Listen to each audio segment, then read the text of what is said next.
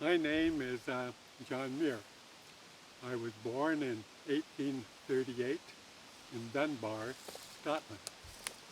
Uh, because I only have a few minutes, I'll have to skip over many parts of my life. But so I'd say the most exciting day of my life in Dunbar, my father came in, my brother and I were doing our homework under Grandpa's supervision. And he said, boys, you can put away those books. You'll not have any need for them. We're sailing to America. Oh, I couldn't believe what I was hearing. America. Why, I had read books about forests, mountains. I mean, so large that you could bury Dunbar and not find it again. I'd read books about passenger pigeons who in flight would block off the skies. You just couldn't see the sun. Oh, I couldn't believe my good luck. Well, my grandfather said, you might think it's going to be fun, but it's going to be hard work too. And he was right. I was right too. Oh, I loved, because we went to a place just north of Madison, Wisconsin, the homestead. And it was hard work. I was 11 and that made me the oldest boy. So I even had to dig a well, the chipping with a hammer. 200 feet deep, day in and day out. But oh, I wouldn't trade it for all the wonderful forest, the lake. It was marvelous. Well, my father was very religious and he didn't want many books in the house except the Bible. But I loved to read, and my neighbors would bring me books to read, and I would devour them. But he said, you can do that, but not during the day when we're working. And you know, after supper, we have a Bible lesson, and then you can stay up a bit if you want and do your reading then. Well, I don't know why, but I never needed more than 3 or 4 hours sleep in a night. And so I would be up for 3 or 4 hours just devouring the book. And then the winter came. He wouldn't allow me to put the fire on because you don't need the fire at night. You got blankets for that. So I had to go down into the basement. And there, because it was warmer, but I also found out I was an inventor. I invented a number of things, but probably the most famous was the bed. I had wheels and cogs, and I could set it to come on at a certain time, and it would raise the bed right up into a standing position and light with a match the oil lamp. So I'm ready to go. And so at 4 in the morning, and sometimes even 3 in the morning, I'd be reading away. Well, in 1860, the people around me, the neighbors, said, there's a fair at Madison, Wisconsin. You should take your inventions, including the bed, and you just might make something of yourself. So I took it. Well, it was what a blessing took place. There was Mrs. Jeannie Carr, who's the wife of a Professor Carr at the university, and she had her child and also Professor Butler's child, and they fell in love with my bed, and I used them to demonstrate how it would work. She became very interested in what she thought I had this talent.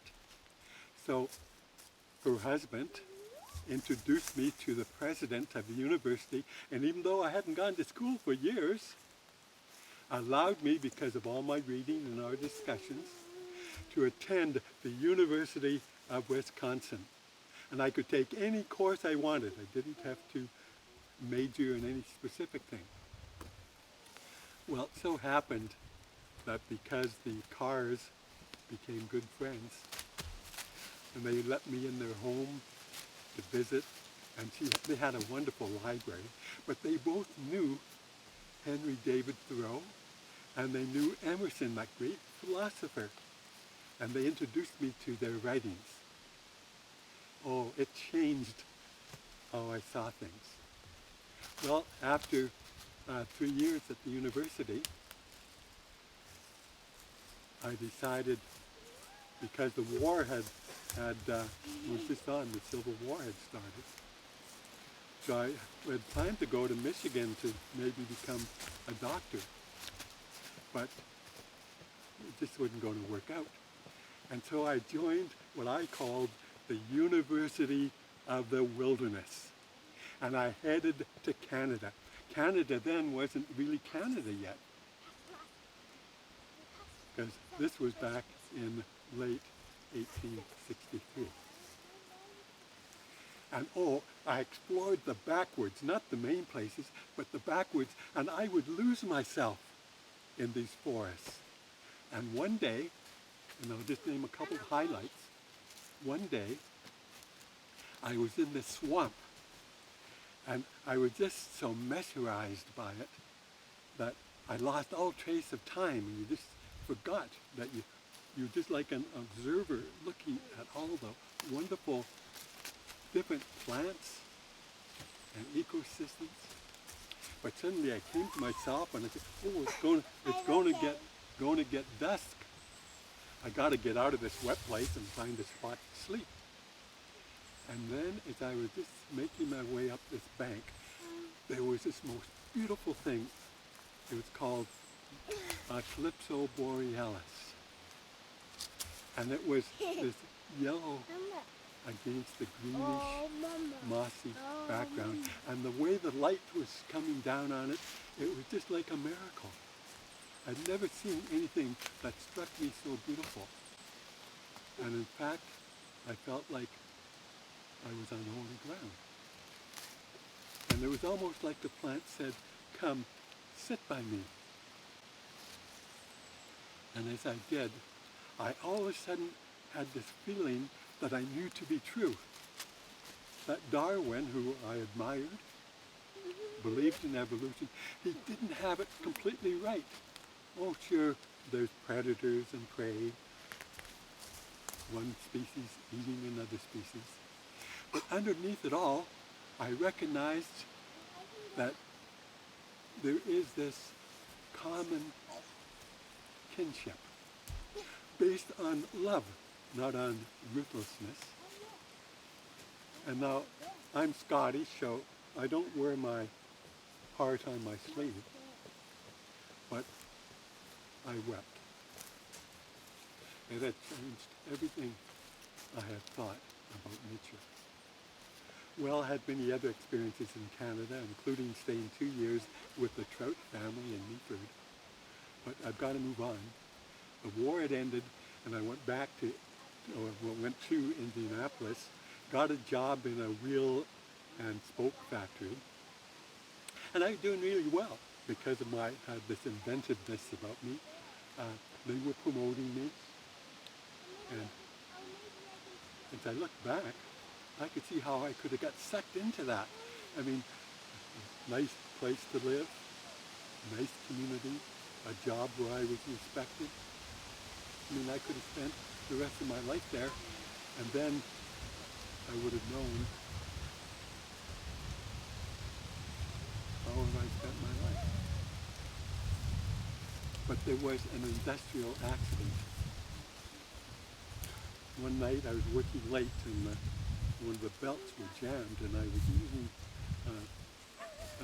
sort of a chisel to unply the belt.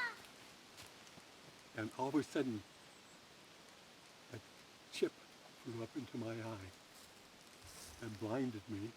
I went to look out to the light of the moon, and I could see some gaseous material in my hand. And I thought, oh no, blind, never be able to see the miracles of nature again. And by the time I made it home, my other eye, they call it sympathetic shock, went blind too. And I was so depressed. Jeannie Carr wrote me, and she said, well, you got to remember, I've always said you have a third eye, that you don't see only with your physical eyes. But I was depressed.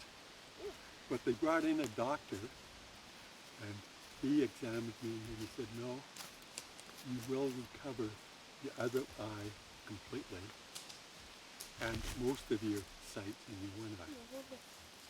Well, as I thought about that, and over the time went by, sure enough, that happened. Well, my boss came and said, we're here that you've recovered, and we're so pleased, and I'm prepared to make you a wonderful offer, a partner in this company. I mean, that is a pathway to being a millionaire. But I said, I thank you. You've been so wonderful to me. But I have a better offer. They said, what possible better offer could you have? I said, to study things unmade by human hands. And that is what I'm going to devote my life to. Well, later that year, I started my 1,000-mile walk to the Gulf of Florida, wanting to follow in the footsteps of my hero, my childhood hero, Humboldt, who had gone to the Andes, studying things, looking at nature. Oh, what a hero. And I wrote to a friend, how I wished to be another Humboldt. Well, it was right just 2 years after the Civil War. The place was in tatters. There was marauding gangs, both Negro and white. And there were terrible situations. But I learned so much as I went from one ecosystem to another. And I began to say to myself, you know, religion hasn't got it quite right. It's not that all of this of being here like crocodiles and that. I mean, to them, I'm just another meal. And surely they weren't created all these eons of time just so we would have something to dominate. And so I began to see things differently.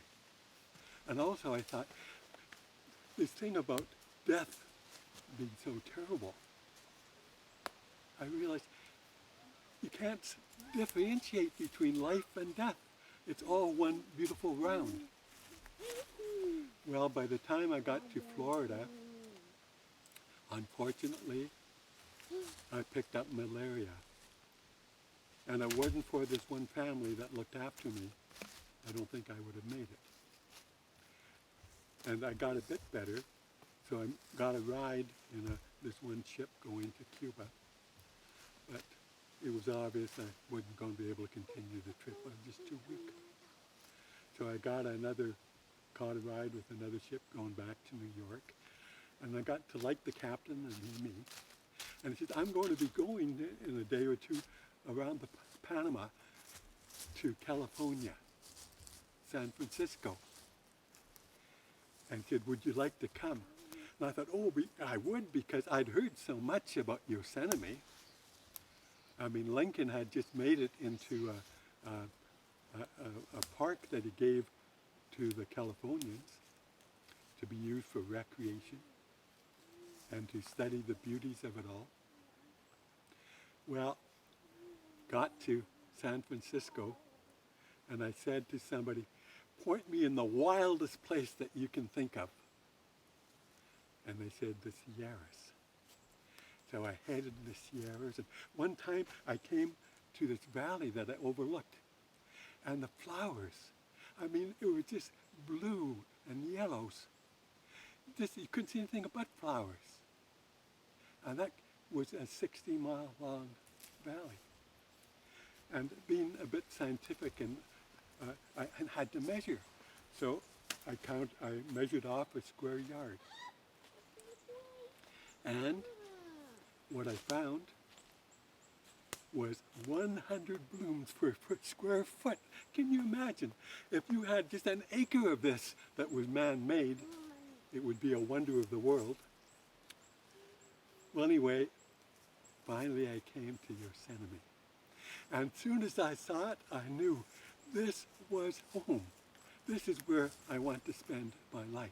I mean, imagine 2 or 3 waterfalls, a couple thousand feet, cascading into this lush meadow.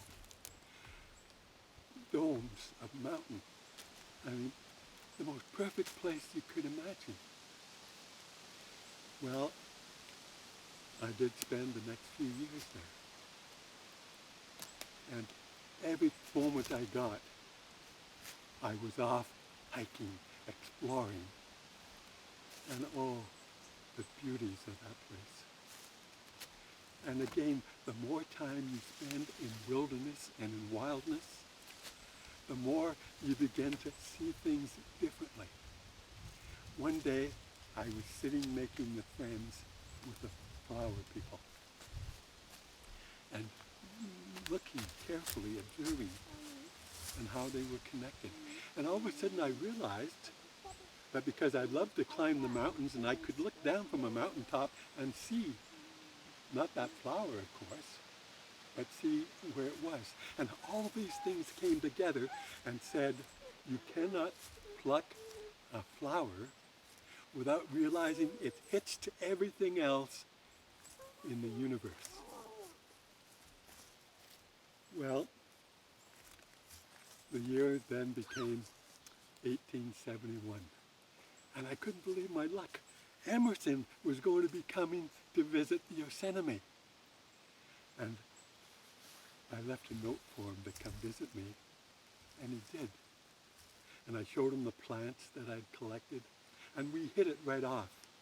And he agreed he would go for a 2-night camping trip with me, and I would show him places the tourists just don't see. But the people around him said, no, you're too old to be sleeping out.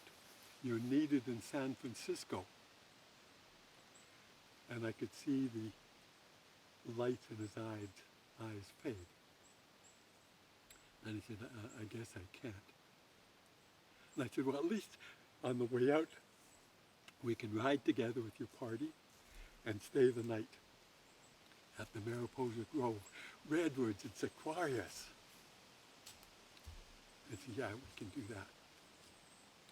Well, I couldn't believe the people surrounding him.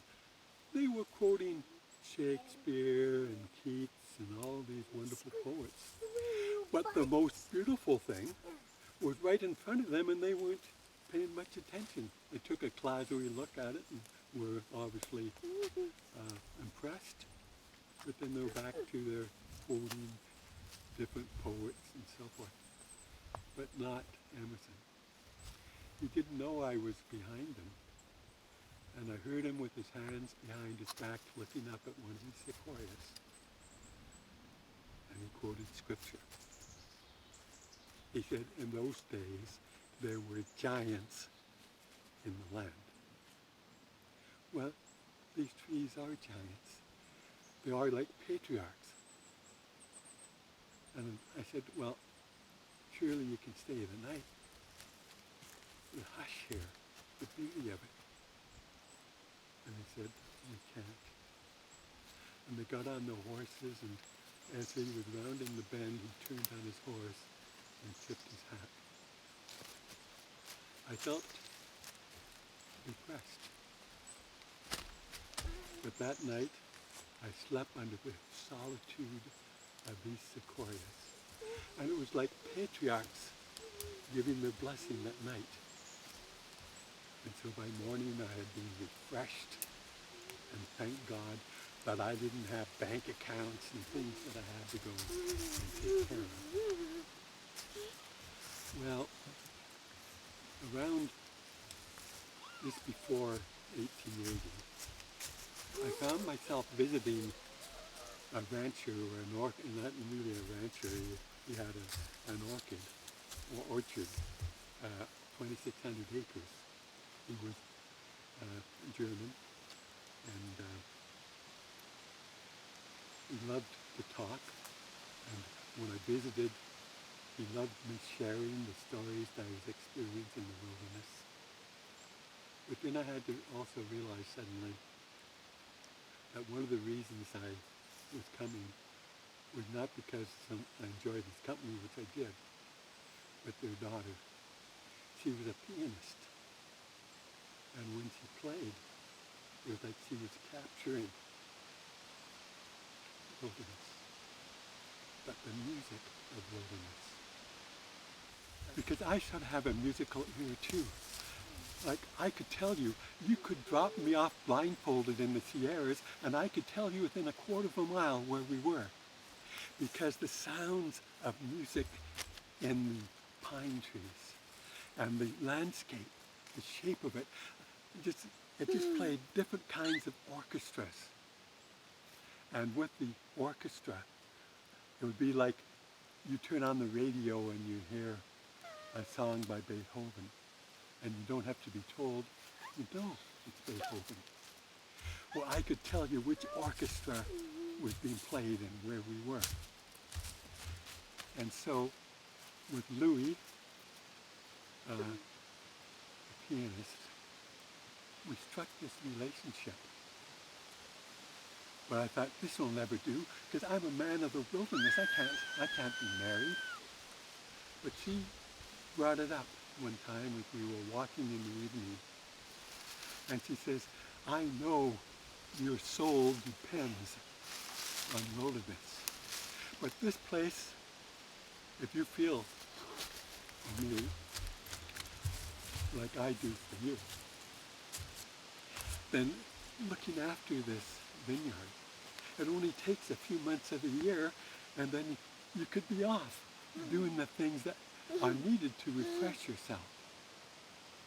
Well, it was just so happening that I was about to head off to Alaska on this trip, but we got engaged. I went on the trip and came back, and in 1880 we were married. It became a wonderful relationship. Well, in 1889, Robert Underwood Johnson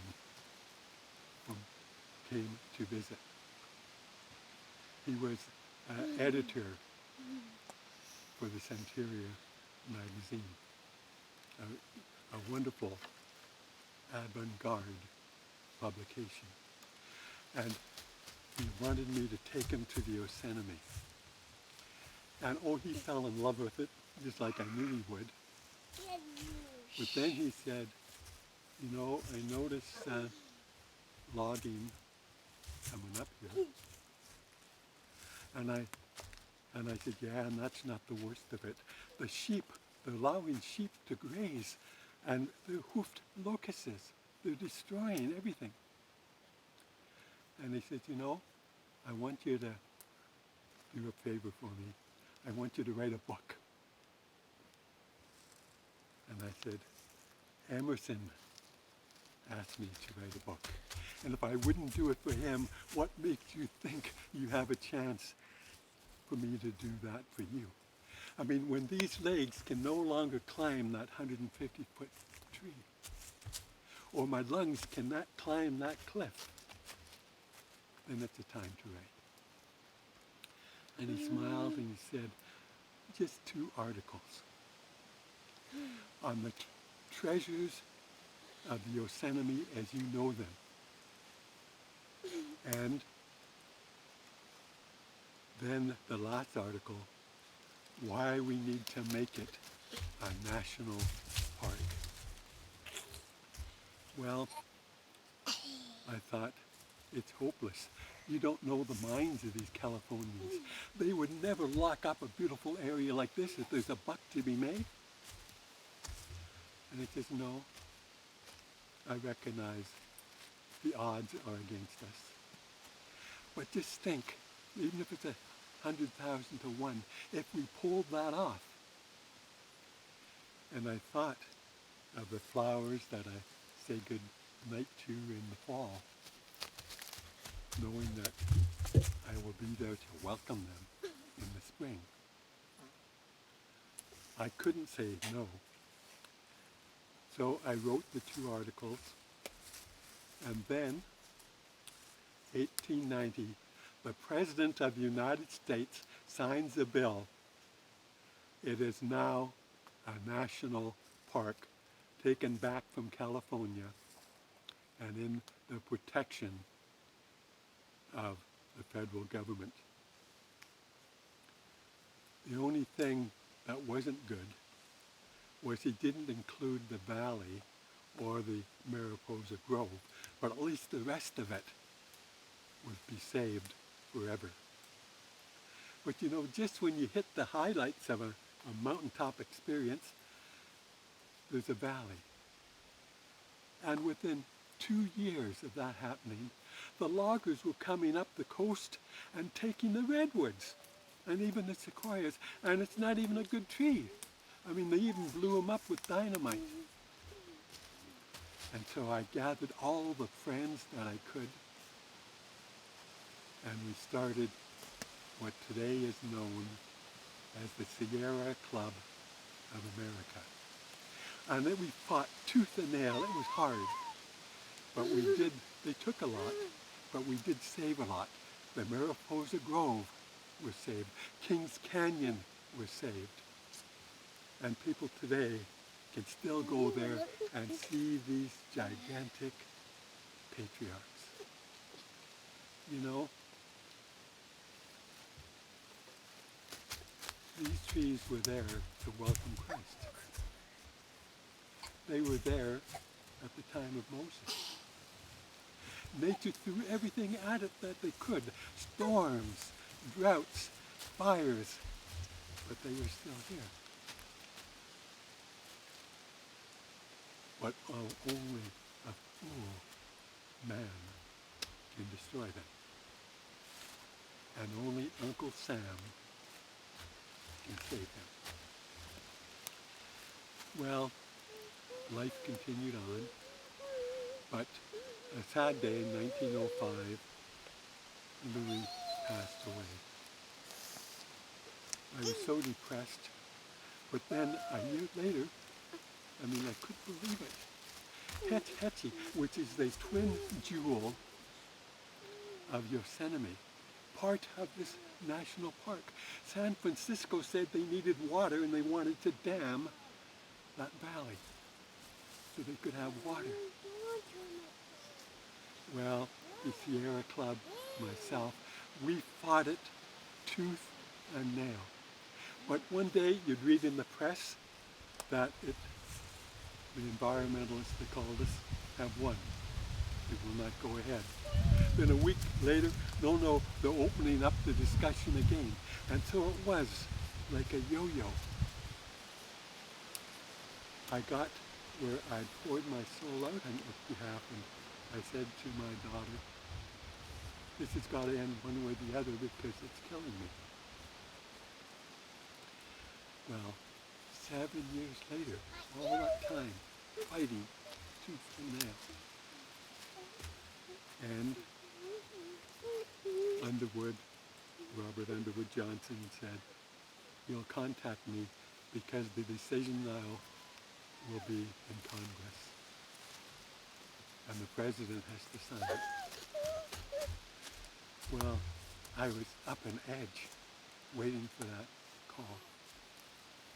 Oh, I knew they wouldn't be stupid enough to destroy us. It's a magnificent thing. No place else on earth like it. But maybe they could. And when I got the call, he said,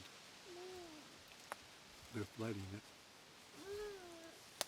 I thought I would be so angry, but instead I felt almost like a spiritual sorrow.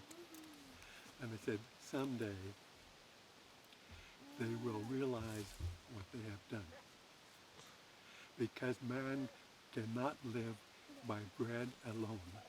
You need these sacred places to feed your soul. Well, within 1 year, people said I died of a broken heart, but I passed away. And people wrote about it and made a big thing of it. But what they should have been saying, the day I died was the same day the last passenger pigeon went in too. oblivion. Now, some people today say that I'm a preservationist. I mean, I want to lock up all the land, that man should have no place in it, that I love trees more than I love people. Well, my friends know better than that. My family knows better than that. And I never said lock up everything. I was the one with the Forest Commission when Sargent was the head of it, and he was wanting the western forests to be completely protected, that no logging, no nothing. And Pinchot, the younger person on the commission who was a forester, said, no, we got to have forests. And I agreed with him. We need to have the values and benefits that the forests can bring us, but we also need places of beauty. And that's where Pinchot and I disagreed completely. He was on side for the damming of the Hetch Hetchy, and of course I wasn't, because he said that you never set aside something for its beauty or for its wildlife, but what is best for the collective whole. And I thought, if you only live by economics, the gobble school of economics, where if there's anything that's worth $1, you've got to take it, then you lose everything that's worthwhile. And so today, the battle goes on, and I predicted it would never end, that there would be people of rich backgrounds that would have money, that would want to tear apart even the parks they would like to get their hands on. And so that school of thought continues today. It's a fight. Look at how millions of people go to see our parks because they're not used for resource development. They're continued where nature is the teacher. It knows best. And I can just say this. Some of the experiences I had in nature, some might say they were spiritual. I don't know what they were, but certainly they left me humble, knowing that nature always is more profound than anything that we can possibly know. We need to keep these places apart and separate, as well as others that we use. And this then will be our legacy for generation to generation. Thank you.